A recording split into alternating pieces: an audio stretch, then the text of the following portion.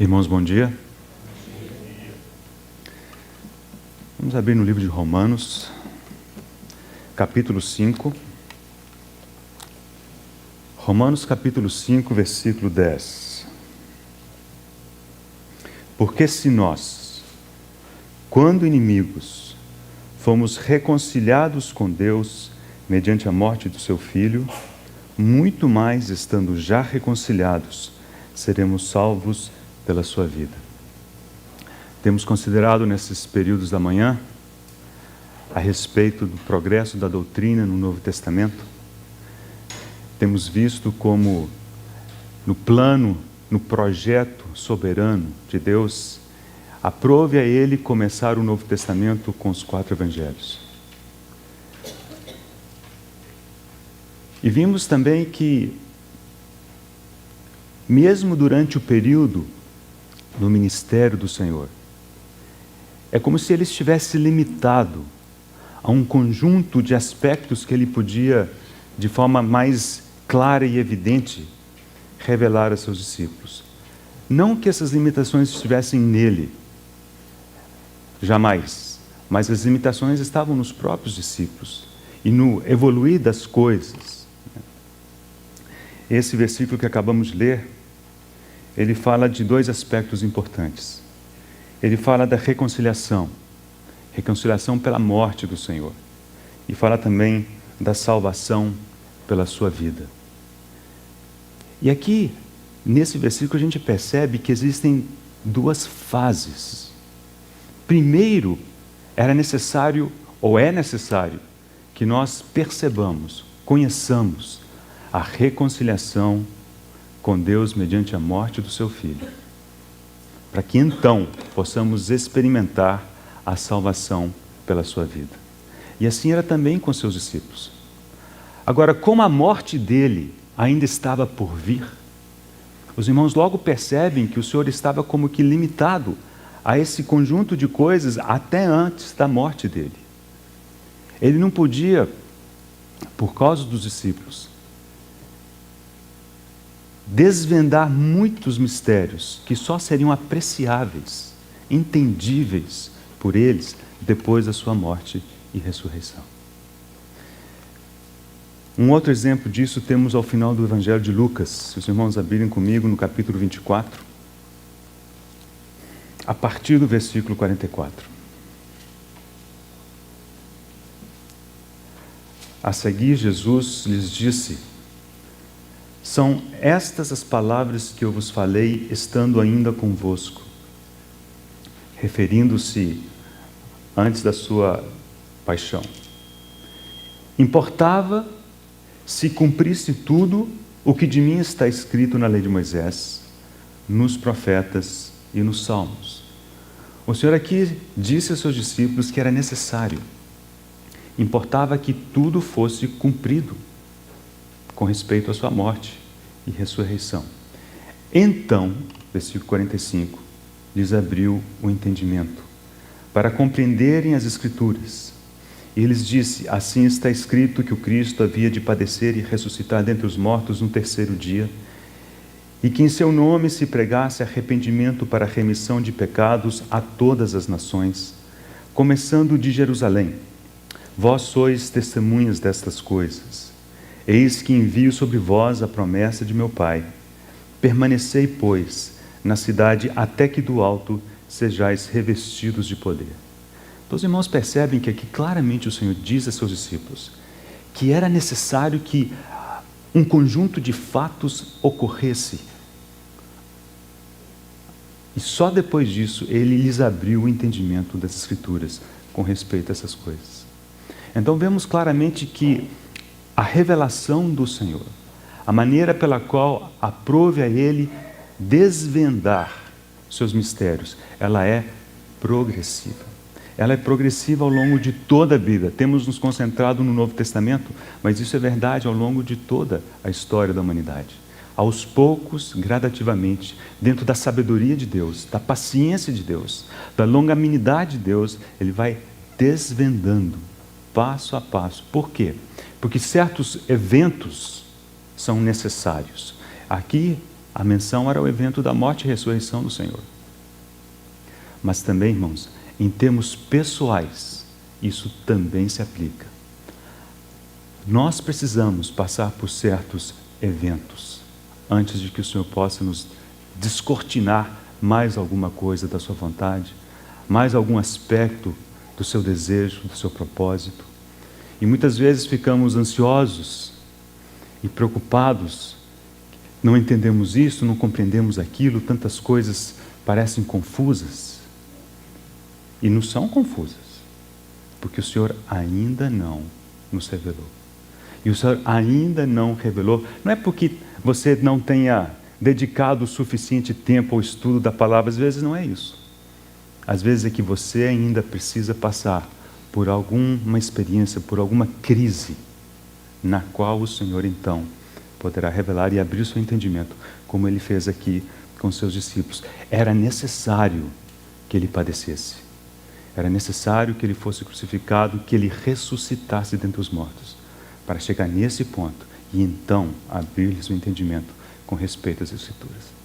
Então vemos que o período dos evangelhos é aquele período em que o Senhor semeou.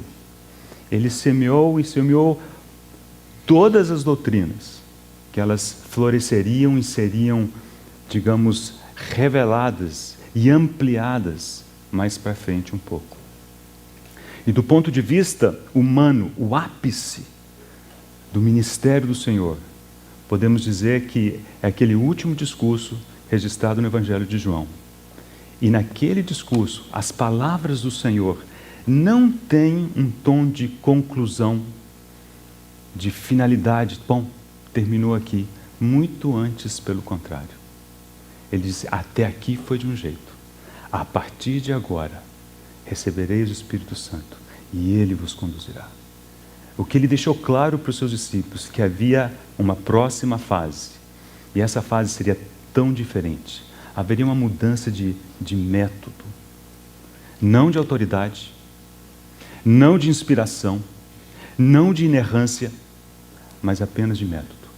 E esse método estava agora centrado na pessoa do Espírito Santo que Ele, o Senhor Jesus, enviaria, rogaria ao Pai para que fosse enviado. Então estamos nesse ponto, prontos para entrarmos no livro de Atos, que é o livro que faz essa transição do período dos evangelhos para o período pós-evangelho.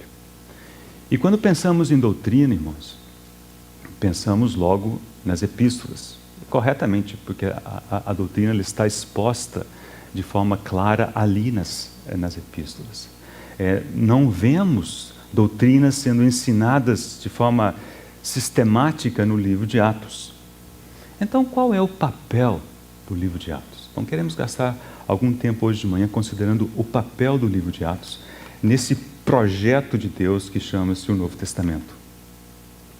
E, possivelmente, um dos aspectos mais importantes do livro de Atos é porque nele Deus cuidadosamente nos mostra qual que foi o contexto e quais foram os agentes por meio dos quais ele amadureceu a doutrina que aparece depois lá nas epístolas. Há um paralelo interessante que podemos fazer entre, por exemplo, as doutrinas do Senhor e, por exemplo, a lei de Moisés. Os irmãos lembram como que foi dada a lei de Moisés? Deus interagiu com Moisés no Monte Sinai. E Deus lhe deu a lei. Moisés desceu com as tábuas da lei. Deus falou com Moisés e lhe deu a lei. Essa é uma característica da lei. A lei é algo externo, vem de fora. Por isso jamais pode purificar. Por isso jamais pode ganhar. Mas com a doutrina de Cristo, precisava ser diferente. Deus não simplesmente, como fez com a lei, escreveria um conjunto de doutrinas, um tratado teológico e o daria à igreja. O plano do Senhor era diferente. Com a doutrina, Ele queria formar a doutrina. A doutrina no coração de Deus está pronta desde sempre. Ele é a verdade. Mas Ele precisava formá-la na sua igreja. Em nós ela precisa ser formada. E o contexto no qual a doutrina é formada aparece no livro de Atos. O livro de Atos nos conta, nos descreve o cadinho, para usar as palavras que o irmão Romeu tem usado, em que se formou, se ampliou e trouxe luz à doutrina na igreja ao longo daqueles anos.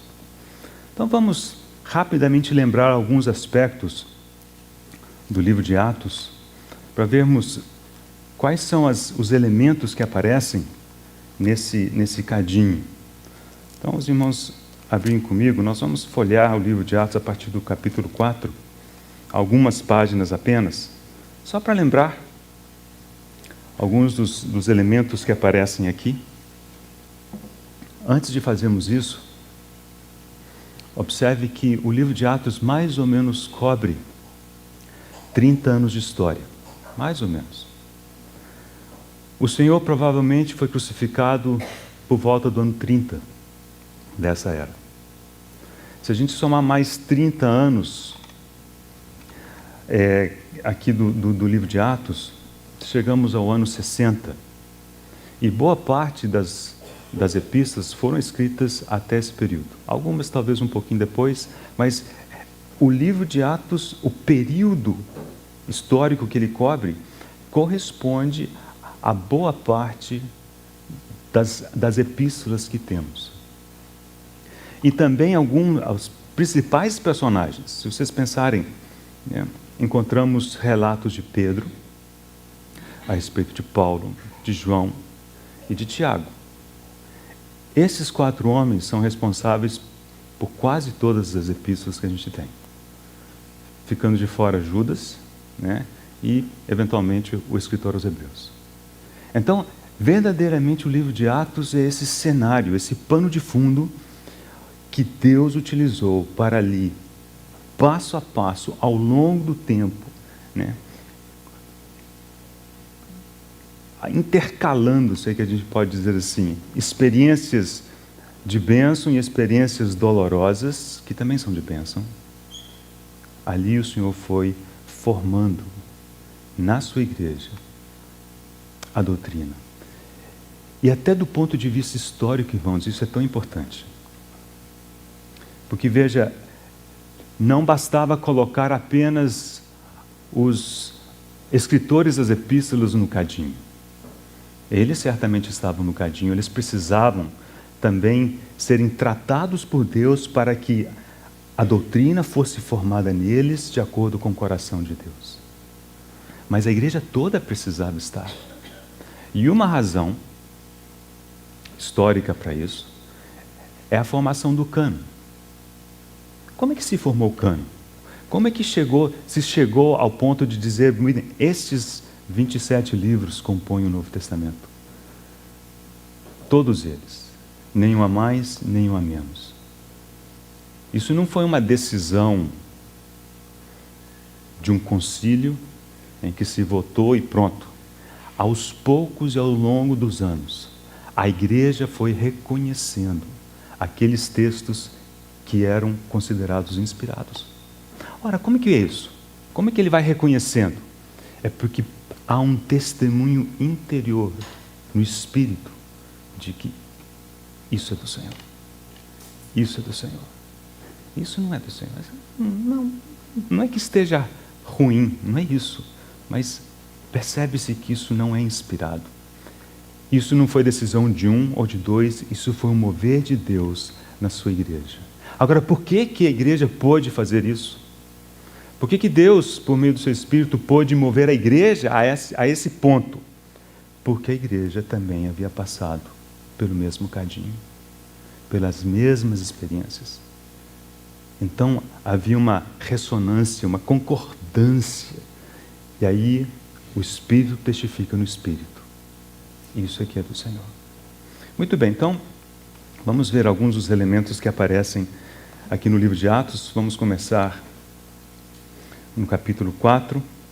Basicamente, até aqui, tivemos a promessa que o Senhor fez aos seus discípulos do Espírito Santo. O Espírito Santo foi derramado No capítulo 2, temos o dia de Pentecostes ali. Capítulo 3, o desenrolar daquele evento. E ainda no desenrolar desse evento, o capítulo 4 começa com a prisão de Pedro e de João. Falavam eles ainda ao povo quando sobrevieram os sacerdotes, o capitão do templo e os saduceus, ressentidos por ensinarem eles o povo e anunciarem em Jesus a ressurreição dos mortos. E os prenderam, recolhendo-os ao cárcere até o dia seguinte, pois já era tarde. Muitos, porém, dos que ouviram a palavra aceitaram, subindo o número de homens a quase 5.000. Então, por um lado, prisão, por outro lado, expansão. Depois encontramos a igreja em oração. E logo no capítulo 5, já uma nota mais triste, é o caso de Ananias e Safira. Então os irmãos conhecem. Então observe que o livro de Atos não é apenas um mar de rosas, não é apenas a expansão do evangelho e o crescimento da igreja sem problemas. Existem os problemas, mas não é um livro só dos problemas. Existem aqueles momentos de grande bênção, de alegria, de pontos alegres, positivos no Senhor. Capítulo 5, então, começa com Ananias e Safira. Fala dos muitos sinais e prodígios que eram feitos entre o povo pelos apóstolos, aí no versículo 12. E, de novo, no versículo 17 do capítulo 5, a prisão. Prisão dos apóstolos. Levaram um puxão de orelhas, mas eles perseveraram firmes, foram soltos. Capítulo 6, mais dificuldades no seio da igreja. Surgiram as murmurações dos helenistas, porque as suas viúvas haviam sido esquecidas na distribuição. Mas os irmãos buscaram o Senhor, organizaram, chamaram 7 homens cheios do Espírito Santo, para ajudarem com esse problema, e prosseguiram. Logo no final do capítulo 6, surge a pessoa de Estevão, e a acusação contra Estevão, uma acusação forte. Versículo 11 do capítulo 6. Então subornaram homens que dissessem: temos ouvido este homem proferir blasfêmias contra Moisés e contra Deus. É curioso que ao final do livro de Atos, mais ao final do livro de Atos, por volta do capítulo 21, quando eles acusam Paulo, a acusação feita a Paulo é praticamente a mesma acusação feita a Estevão. É curioso que Paulo participou do martírio de Estevão. Eu acho que ele ficou tão impactado com aquilo, que ele mesmo teve um proceder tão parecido em certos aspectos, que ao fim da sua carreira, ele foi acusado das mesmas coisas. Muito bem, então no capítulo 7 encontramos a defesa de Estevão e ao final do capítulo 7, o martírio de Estevão. Então vai colocando esses elementos nessa cesta.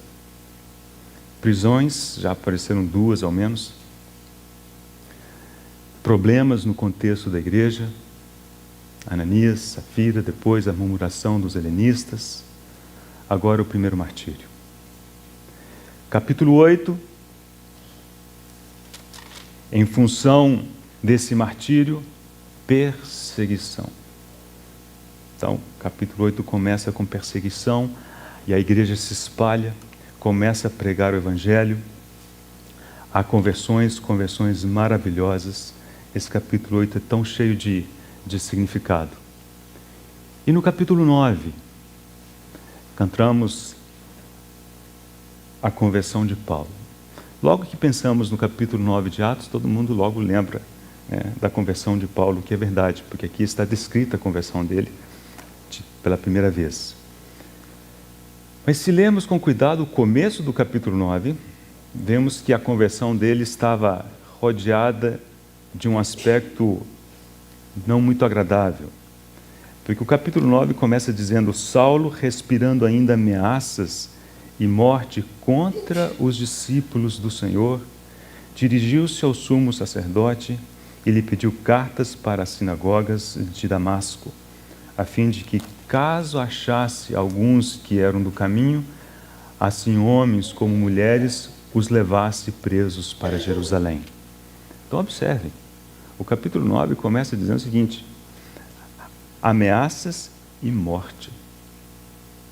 Ameaças e morte. De quem? Dos apóstolos? Não.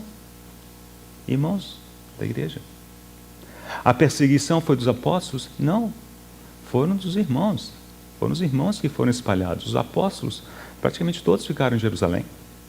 Então vemos que não apenas os apóstolos estavam no cadinho, toda a igreja estava nesse cadinho.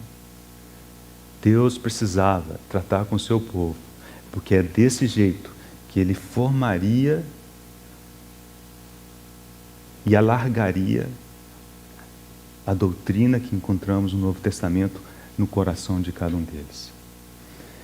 E então Saulo, aquele que saiu eventualmente para prender os que ele encontrasse do caminho, ele mesmo naquele dia foi capturado. E capturado para sempre pelo Senhor. E a conversão dele é alguma coisa muito impressionante. Mas isso está registrado no capítulo 9. Muito bem, capítulo 10, aquele momento também muito alegre, muito impressionante de Pedro, né, na casa de Cornélio, já fizemos menção a isso está registrado no capítulo 10. Mas curiosamente, tendo isso acontecido, todos talvez imaginássemos que, poxa, que bênção, né? Todo mundo alegre, todo mundo, né, comemorando. Mas não foi bem isso que aconteceu com Pedro. O capítulo 11 começa assim: chegou ao conhecimento dos apóstolos e dos irmãos que estavam na Judéia, que também os gentios haviam recebido a palavra de Deus. Isso são boas novas, de acordo? Quando Pedro subiu a Jerusalém, os que eram da circuncisão o arguíram, dizendo: entrastes em casa de homens incircuncisos e comestes com eles. Então Pedro passou a fazer-lhes uma exposição por ordem, dizendo, e ali vai Pedro. Ou seja, nesse conjunto de moveres ainda podemos acrescentar esse aperto que eles deram a Pedro. Falei, Pedro, vem cá, se explica. Como é que é isso? Talvez Pedro fosse assim, eu achei que era uma bênção, né? E agora vocês estão me questionando, mas graças ao Senhor, Pedro teve sabedoria para responder. E o versículo 18 do capítulo 11 tem uma nota positiva, diz, e ouvindo eles essas coisas, apaziguaram-se e glorificaram a Deus, dizendo, logo também aos gentios foi por Deus concedido o arrependimento para a vida. Muito bem, capítulo 12, então saímos de um mover positivo, digamos assim. O capítulo 12 já começa dando más notícias. Por aquele tempo mandou o rei Herodes prender alguns da igreja para os maltratar, fazendo passar a fio da espada a Tiago, irmão de João. Estevão é considerado o primeiro mártir. Tiago é o primeiro mártir dentre os apóstolos, né? E versículo 3 diz que, vendo ser isto agradável aos judeus, prosseguiu prendendo também a Pedro. E eram os dias dos pães asmos. Pedro seria o próximo. Mas aprove a Deus libertar a Pedro da prisão. Os irmãos lembram, houve oração por parte da igreja para Pedro. Mas vocês não tenham a menor dúvida que havia oração por parte da igreja em favor de Tiago. E aprove a Deus fazer diferente com Tiago. Deus é soberano. Não questionamos os seus caminhos, muito antes pelo contrário. Glorificamos a Deus pelos seus caminhos.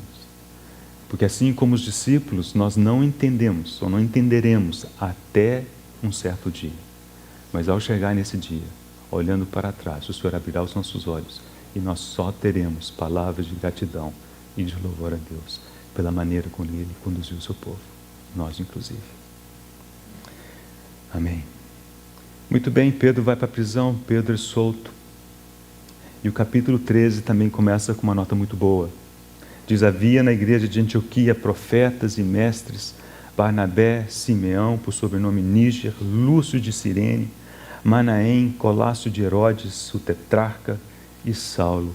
E servindo eles ao Senhor e jejuando, disse o Espírito Santo, separai-me agora, Barnabé e Saulo, para a obra que os tenho chamado. Então, jejuando e orando, impondo sobre eles as mãos, os despediram. Começava então a primeira viagem missionária. Então vemos esse avanço tão importante, tão positivo, capítulo 13. Mas se os irmãos acompanharem os passos de Paulo nessas viagens, certamente não foram um mar de rosas. Aliás, viagens difíceis sobre vários aspectos. E nessa primeira viagem ainda, mais ao final dela, final do capítulo 14, versículo 19, ele descreve, sobrevieram, porém, judeus de Antioquia e Icônio, e instigando as multidões e apedrejando a Paulo, arrastaram-no para fora da cidade, dando-o por morto. Versículo 20, rodeando, porém, os discípulos, levantou-se e entrou na cidade. Irmãos, vai aqui apenas um sentimento meu. Os irmãos não precisam concordar. Mas eu fico às vezes imaginando, é possível que Paulo tenha morrido mesmo nesse apedrejamento. Esse pessoal era mestre, eles sabiam o que era apedrejar e eles sabiam reconhecer a pessoa uma vez morta. Tudo bem, ainda que Paulo não estivesse morto, clinicamente, como dizem, ele não devia estar em bom estado. Os irmãos vão de convir comigo. Depois do apedrejamento, hematoma, sangue, tudo sim, ele foi apedrejado, a ponto deles o darem por morto. E o versículo 20 diz que os discípulos o rodearam e ele se levantou e entrou na cidade. Como se tivesse só virado o pé e acertou ali e saiu andando. Irmãos, aqui eu creio que houve um toque muito especial do Senhor. E restaurou Paulo, fosse da morte, fosse da condição em que ele estava, e lhe deu condições de prosseguir. Então, além de todas essas coisas que temos, já temos viagem missionária, prisões, já temos martírios, pode colocar mais esse apedrejamento aqui. Né? E o capítulo 15, então, ele relata mais um momento de crise, mais uma crise positiva na igreja. O capítulo 15 descreve o que muitos chamam de o Concílio de Jerusalém, em que alguns disseram, bom, o Senhor Jesus, crer nele é importante, mas não é suficiente.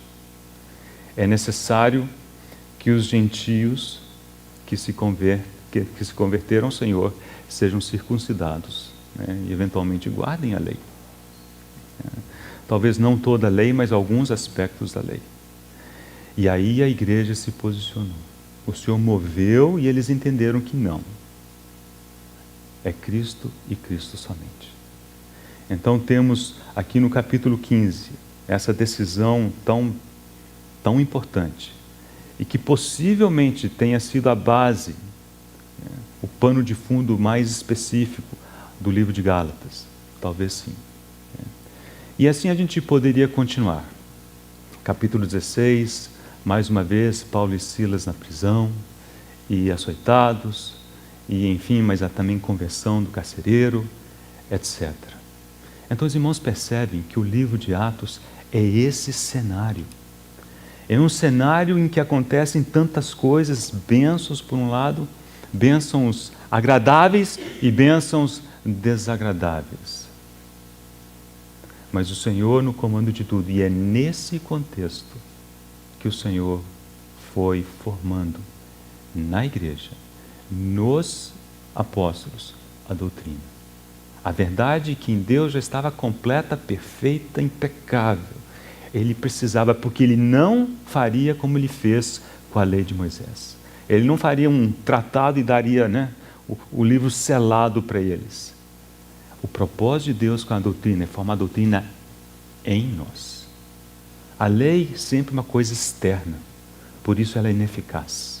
Mas em Cristo, a palavra, a doutrina precisa ser formada em nós.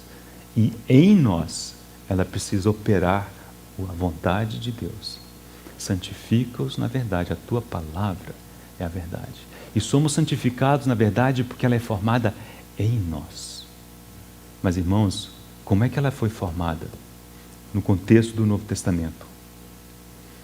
Não foi formada com os apóstolos trancados numa biblioteca, consultando o Google para saber o que eles iam escrever, puxando livros da estante, conferindo. Não foi assim. Não foi assim. O que temos nas epístolas foi formado neles, nesse contexto. Contexto de lutas, contexto de apedrejamentos, contextos de bênção, contexto de ver o Senhor livrar, contexto de ver o Senhor não livrar.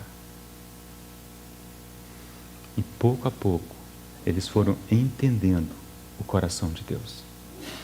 E quando, posteriormente, os irmãos foram escrevendo as epístolas, ali foi surgindo, de forma clara, cristalina, o que o Senhor havia formado neles.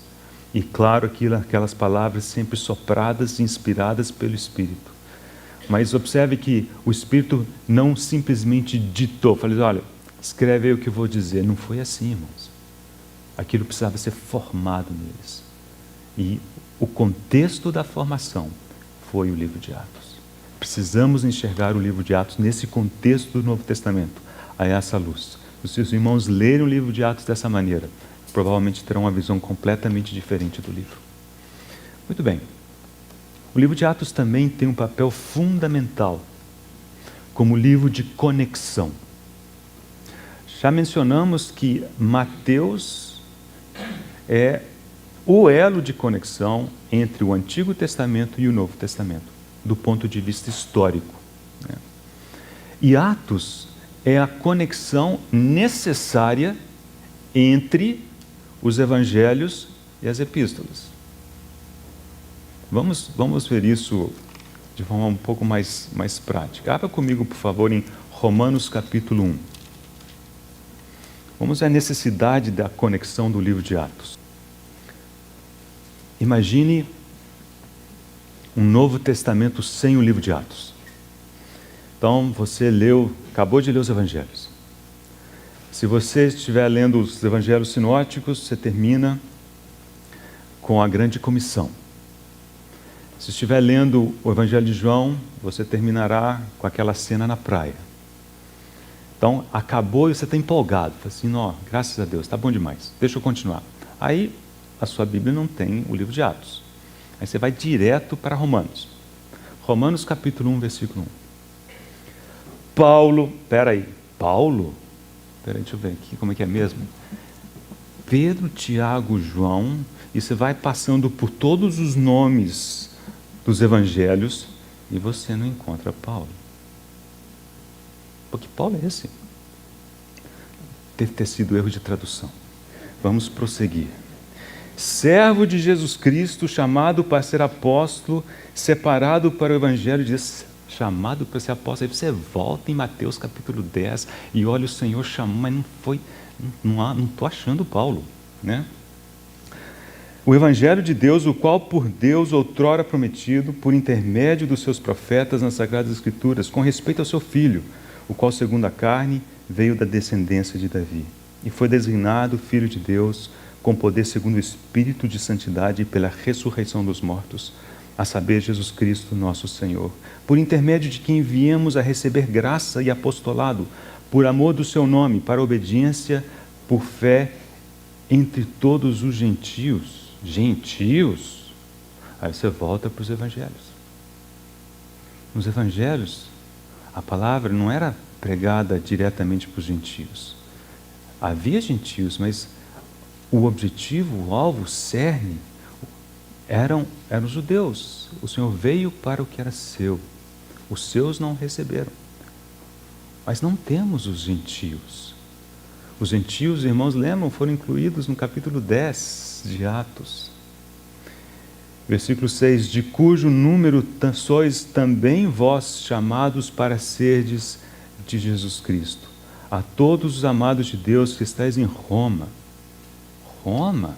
Não está longe demais. Os evangelhos, eles ficam só na Palestina. Quanto muito sai um pouquinho ali, mas é só naquela região. Então, irmãos, vemos que quem é que preenche todas essas lacunas? Esse é o livro de Atos. É no livro de Atos em que temos as respostas. Sabemos que Paulo foi chamado pelo Senhor, foi capturado pelo Senhor no capítulo 9. Conseguimos acompanhar a vida dele, sabemos como Deus lhe deu apostolado, como Deus o chamou, como os gentios foram incluídos no capítulo 10. E também ao final do livro sabemos que Paulo foi eventualmente levado preso para Roma. E finalmente se chegou a Roma. Então, a necessidade de Atos, ela é fundamental. Ela faz também esse elo.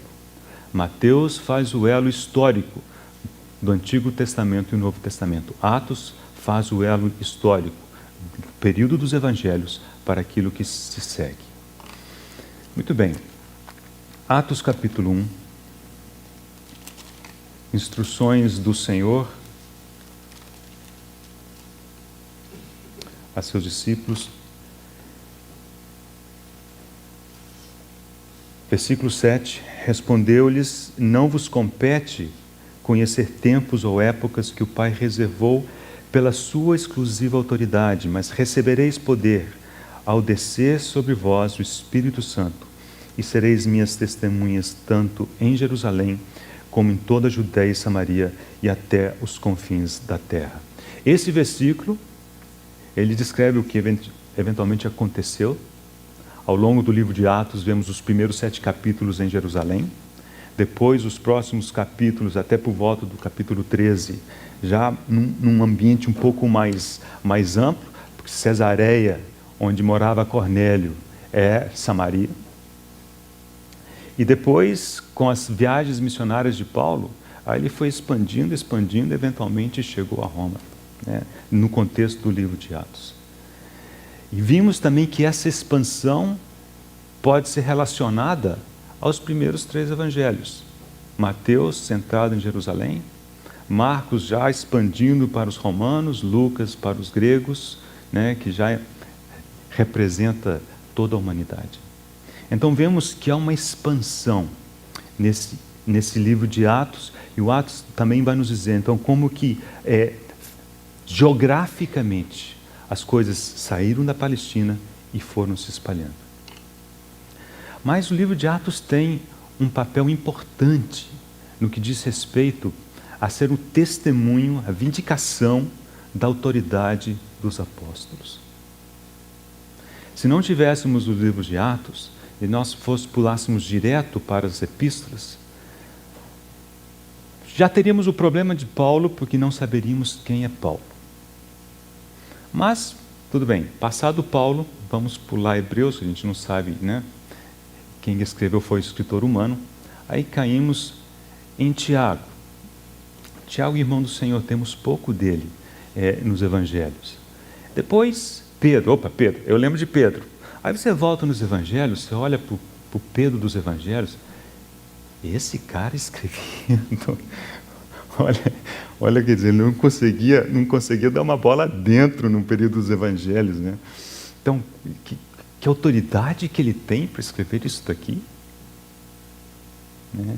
E João, calado, será que ele tinha alguma... Né? Mas esses apóstolos, eles receberam a autoridade deles. Aquilo que Deus fez neles e por meio deles está descrito no livro de Atos. Então, Atos tem esse papel também, né? Indicar a autoridade dos apóstolos. Com respeito a isso, acho que é importante a gente fazer uma observação. Vamos abrir aqui em Atos capítulo 2, versículo 42, um versículo muito citado.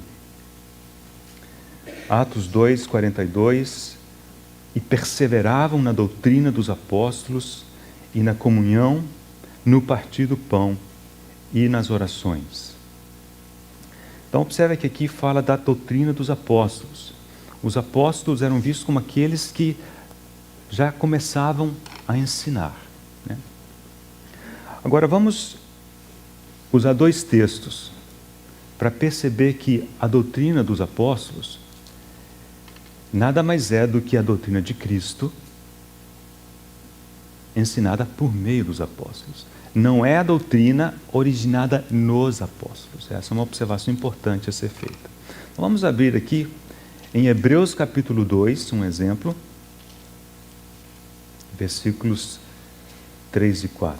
Faz parte da primeira grande exortação encontrada no livro de Hebreus. Como escaparemos nós, se negligenciarmos tão grande salvação, a qual, tendo sido anunciada inicialmente pelo Senhor, entenda, nos evangelhos, tendo sido anunciada inicialmente pelo Senhor, foi-nos depois, entenda, livro de Atos e o contexto do livro de Atos, confirmada pelos que a ouviram, dando Deus testemunho juntamente com eles, por sinais, prodígios, vários milagres e por distribuição do Espírito Santo segundo a sua vontade.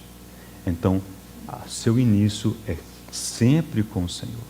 E depois confirmada por aqueles que aprove a Deus assim utilizar. Segunda epístola de Pedro, capítulo 3. Abra comigo, por favor. 2 Pedro, capítulo 3. A partir do versículo 1. Amados, esta é agora a segunda epístola que vos escrevo. Em ambas procuro despertar com lembranças a vossa mente esclarecida, para que vos recordeis das palavras que anteriormente foram ditas pelos santos profetas, entenda, Antigo Testamento,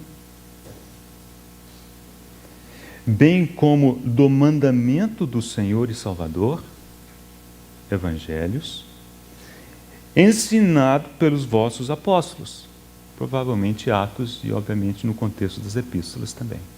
Então, aqui temos os três aspectos, mas observe que, com respeito aos profetas, ele diz ditas pelos santos profetas.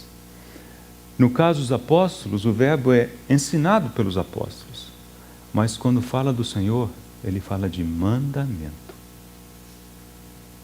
O Senhor é quem manda, a autoridade é dele.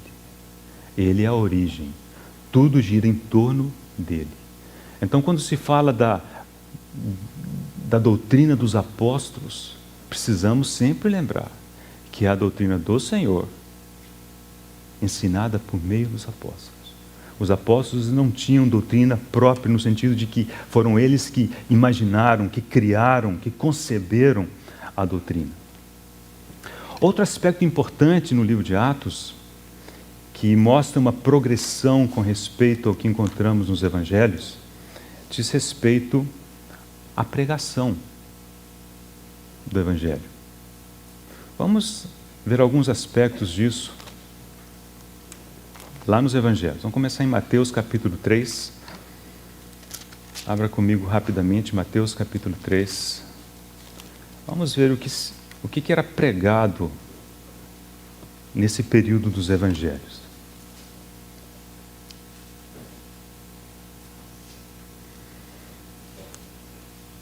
O pregador que quebrou o silêncio de 400 anos foi João Batista. E o capítulo 3 de Mateus começa com uma descrição do seu ministério. Fala assim: naqueles dias apareceu João Batista pregando no deserto da Judéia e dizia: arrependei-vos, porque está próximo o reino dos céus. Então a pregação dele era: olha, o reino dos céus está próximo. Capítulo 4, versículo 23. Percorria Jesus toda a Galileia, ensinando nas sinagogas, pregando o evangelho do reino e curando toda sorte de doenças e enfermidades entre o povo. Evangelho do reino. Os irmãos lembram que Deus havia prometido o reino a Davi. Ele disse: olha, teu descendente se sentará para sempre. O teu trono nunca ficará vazio para sempre. E o Senhor e João Batista antes dele estavam dizendo: olha, o rei que haverá de se assentar nesse trono chegou. Está próximo o reino dos céus. Era aquilo que havia sido prometido para Israel. Foi isso que Israel rejeitou. Essa era a pregação no período dos evangelhos. Mateus capítulo 10, instrução do Senhor aos discípulos. Depois de descrever e listar os apóstolos, versículos de 1 a 4, no versículo 5 do capítulo 10, lemos: a estes 12 enviou Jesus, dando-lhes as seguintes instruções: não tomeis rumo aos gentios, nem entreis em cidades samaritanos, mas de preferência procurai as ovelhas perdidas da casa de Israel.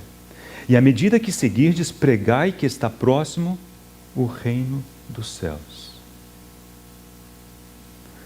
Por que não ia pregar que a salvação em Cristo Jesus, a remissão dos pecados pelo seu sangue?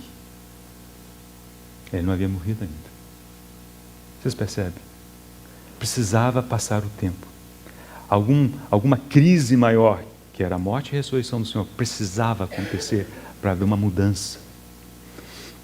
Depois, nós não vamos ler, mas no capítulo 10 de Lucas, quando o Senhor dá as instruções para os 70, elas são muito parecidas com essas. Eles deveriam entrar e pregar que estava próximo o reino dos céus. Mas em Mateus vamos ver mais 2 textos. Mateus capítulo 16. Depois da declaração, da confissão que Pedro fez, de que tu és o Cristo, Filho do Deus vivo, no versículo 20 do capítulo 16, o Senhor faz uma advertência a eles. Versículo 20: então advertiu os discípulos de que a ninguém dissessem ser ele o Cristo. Não é isso impressionante? Eles tinham que pregar, mas nessa pregação, que era a pregação do reino, eles não podiam dizer que ele era o Cristo. E no capítulo 17, depois daquela experiência maravilhosa sobre o monte, em que, pela soberania de Deus, como se ele tivesse removido o véu que cobria toda a glória do Senhor, e permitiu que os discípulos tivessem um vislumbre da glória do Senhor. Não é que o Senhor tenha recebido a glória naquele momento, não. Mas o véu foi levantado um pouquinho. Eles viram o Senhor na sua glória. E logo depois disso, versículo 9: descendo eles do monte, ordenou-lhes Jesus: a ninguém conteis a visão. Agora preste atenção aqui.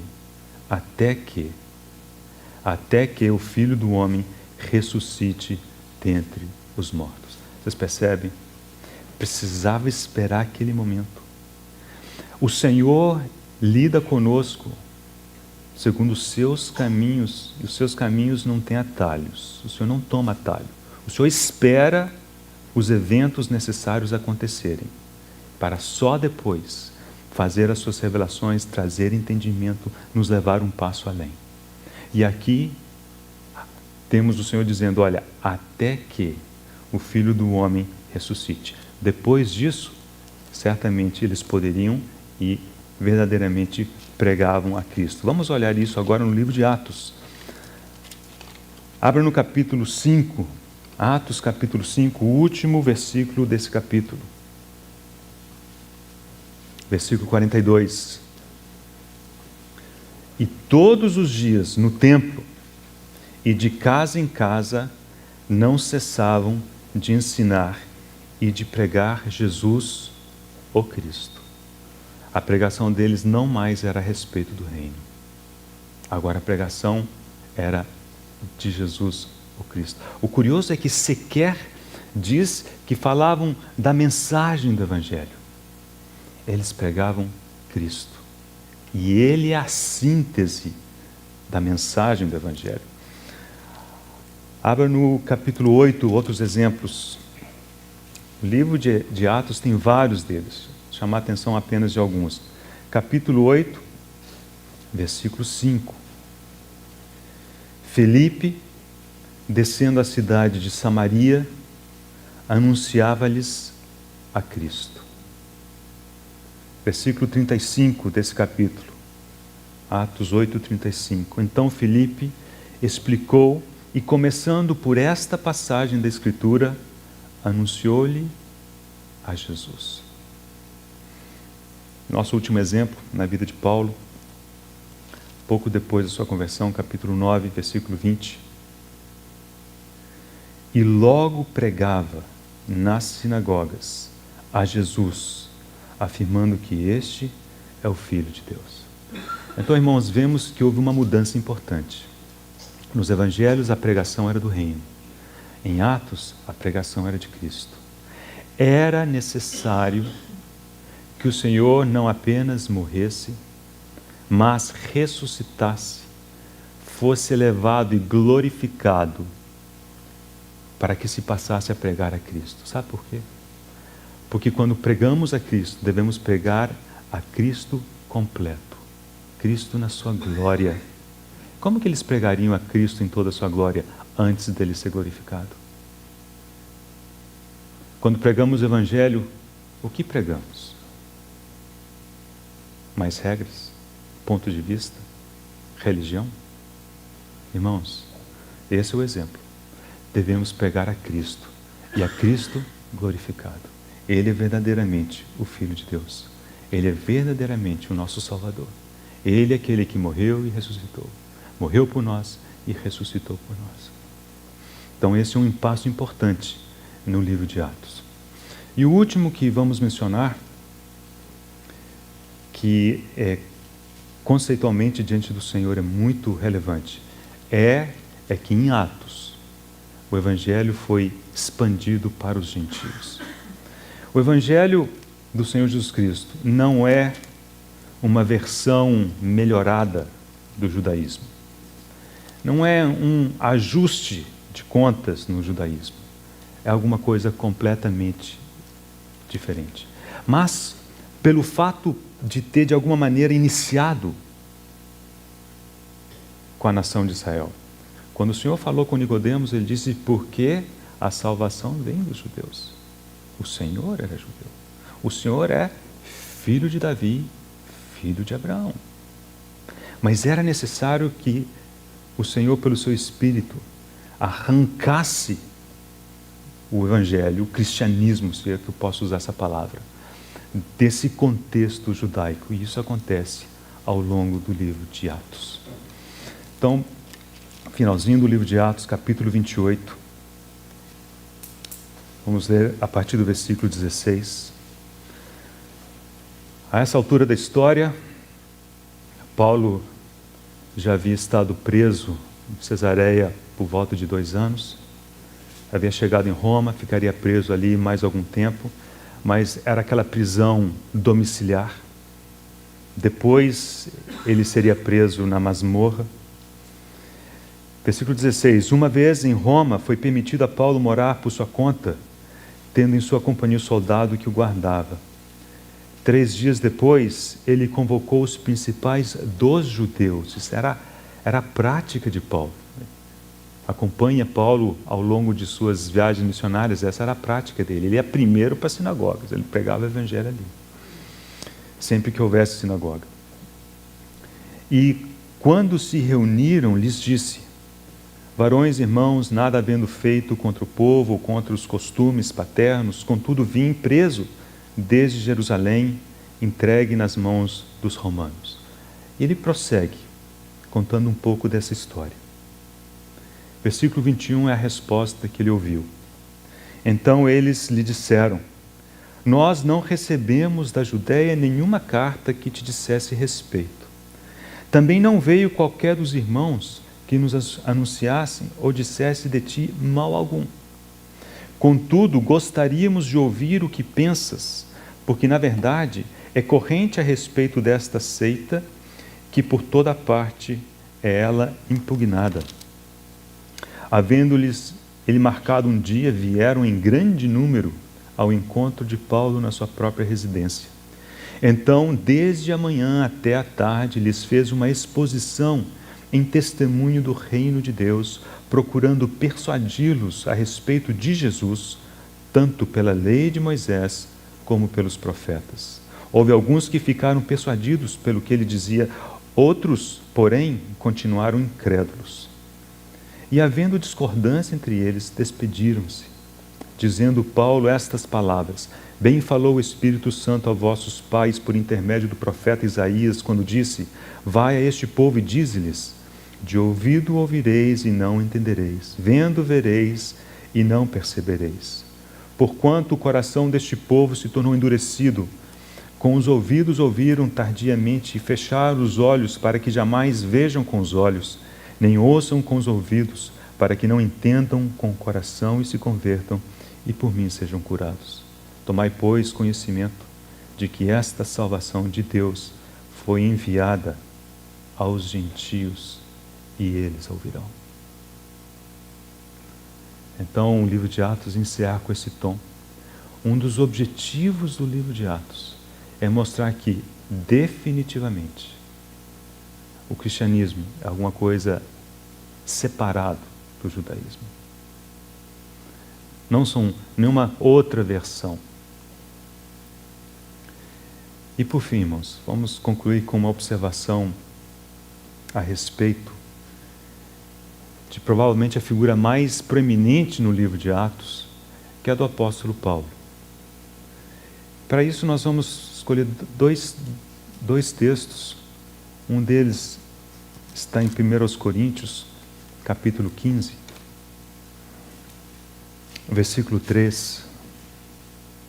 Paulo diz: Antes de tudo, vos entreguei o que também recebi, que Cristo morreu pelos nossos pecados, segundo as Escrituras, e que foi sepultado e ressuscitou ao terceiro dia, segundo as Escrituras, e apareceu a Cefas e depois aos 12, depois foi visto por mais de 500 irmãos de uma só vez, dos quais a maioria sobrevive até agora, porém alguns já dormem.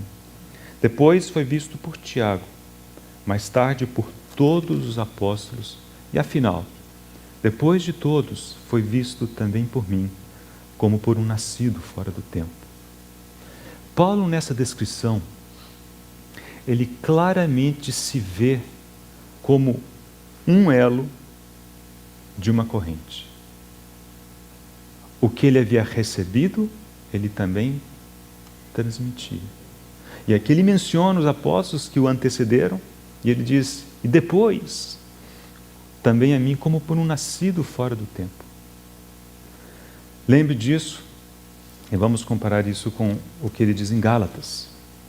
Gálatas, capítulo 1. Faço-vos, porém, saber, irmãos, versículo 11, faço-vos, porém, saber, irmãos, que o evangelho por mim anunciado não é segundo o homem, porque eu não recebi, nem o aprendi de homem algum, mas mediante revelação de Jesus Cristo. Parecem contraditórios? Não, porque são descrições de dois lados de uma mesma moeda. Eu quero concluir com essa observação, porque eu creio que ela precisa ser a realidade, a verdade de cada um de nós. Irmãos, por um lado, nós precisamos perceber que somos nada mais do que um elo de uma longa corrente. Recebemos muito, muito dos que vieram antes de nós. E também precisamos transmitir aquilo que recebemos. Mas por outro lado, vire a moeda agora. Cada um precisa ter revelação diretamente do Senhor Jesus Cristo. Observe que revelação não é dada, não aparece na corrente, né? Da mesma forma com que você não recebe revelação de um irmão, você também não pode passar revelação para outro. O que a gente recebe, a gente transmite. Mas revelação é diretamente do Senhor Jesus Cristo. E como nós precisamos, nesse processo do alargar e do amadurecer da doutrina do Senhor, é em nós experimentar essas duas realidades. Por um lado, recebemos os que nos antecederam e transmitirmos também, mas precisamos, como Paulo, receber de primeira mão do Senhor revelação. E essa revelação, como vemos no contexto do livro de Atos, tão frequentemente, ela acontece nos contextos mais diversos e mais adversos, tanto no contexto do mundo quanto no contexto da igreja. Tudo é plano de Deus.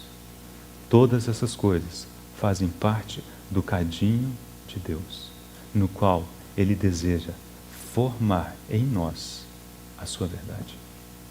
Irmãos, vamos orar. Somos gratos a Ti, Senhor, pela Tua bondade, pela Tua ajuda. Fala ao nosso coração. E confessamos, Senhor, que nós precisamos tocar no Senhor. Precisamos receber a palavra diretamente do Senhor também. Ajuda-nos, Senhor, a guardar aquilo que temos ouvido. Mas, Senhor, pedimos que o Senhor mesmo sopre revelação. Que o Logos seja transformado em rema, de acordo com a Tua boa vontade. Oramos em Cristo Jesus, o nosso Senhor. Amém.